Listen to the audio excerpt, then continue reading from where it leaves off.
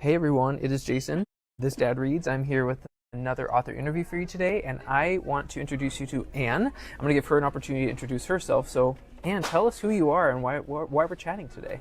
Hi, I'm Ann Simard. I am just a person who happens to be in love with Jesus and had a life that, my goodness, goes everywhere from constantly being beaten by just walking into the house and smiling to having a price on my head, a $60,000 price on my head in 1975.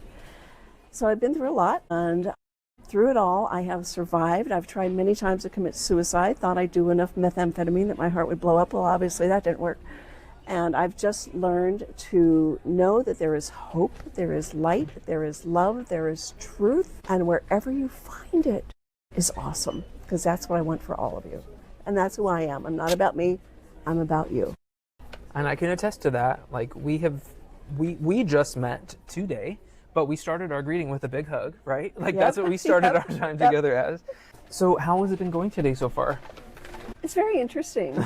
It's kind of been amazing to have a man stop and ask all of these questions about my upbringing, because I really didn't expect men to be interested in the story at all. But they can live similar lives of abuse and neglect, and that never even occurred to me until this whole thing evolved to a book signing, and men are responding with, they're interested in it, yes, they like it, and all of a sudden, here we are. Yeah. So it's very strange.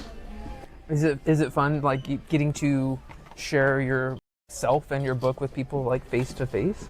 I'm actually not a person who likes to talk about myself. I want to hear your story, but I have a story that could change your life too. So it's important that I suck it up and I do what I'm supposed to do.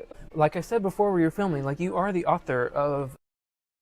Well, my name's on there. Your name is on there, yes. And Where Are Your Waiters? That is the book that you are here talking about. Yes. So tell me a little bit more about the impetus for this book. I know that obviously it's your autobiography, and you mentioned it just in that previous answer, but like what is kind of the general thought process behind this book, and why did you need to write it so much?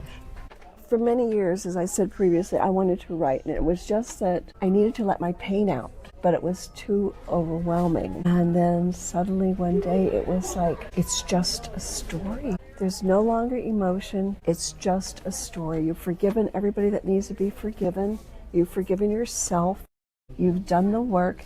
And now it's time to share with the world that they can have the very same thing and even more.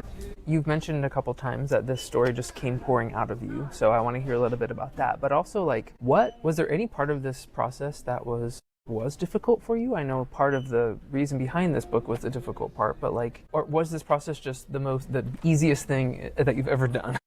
For me, the hardest thing to write was about my hometown. Okay.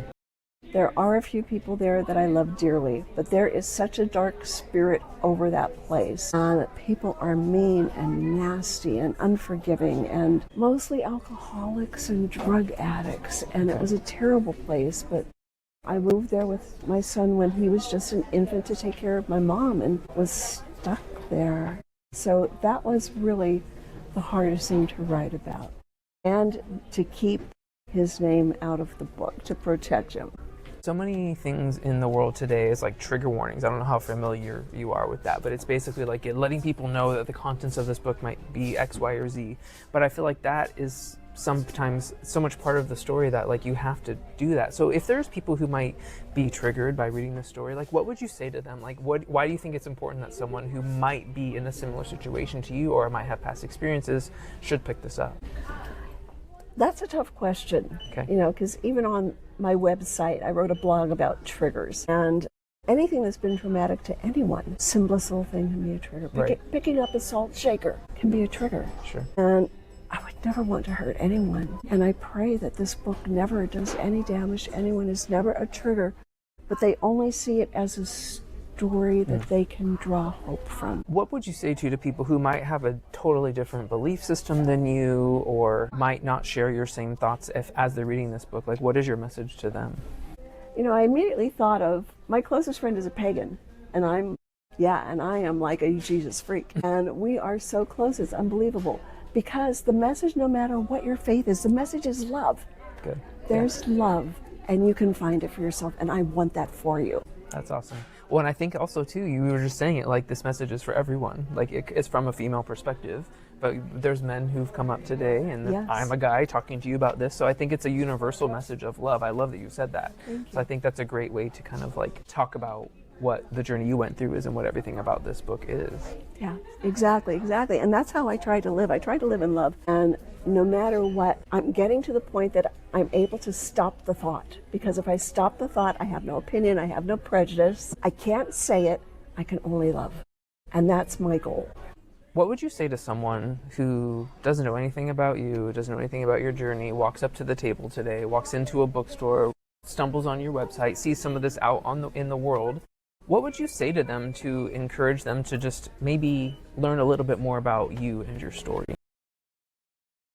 I'm not really here for that. I'm here to let them know that there's hope and there's love and there's light. And the first thing to do is to say hello with a warm greeting and ask their name and introduce yourself. And if you feel it, give them a hug and let them know they're cared for. That's it. Yes, I'm supposed to be here to sell books, but really it's a message of love. So where your waiters, like what does that mean? This isn't like this isn't the wait staff, WADERS. What does that even mean? Like if you're not a part of this kind of whole world, like where does that title come from?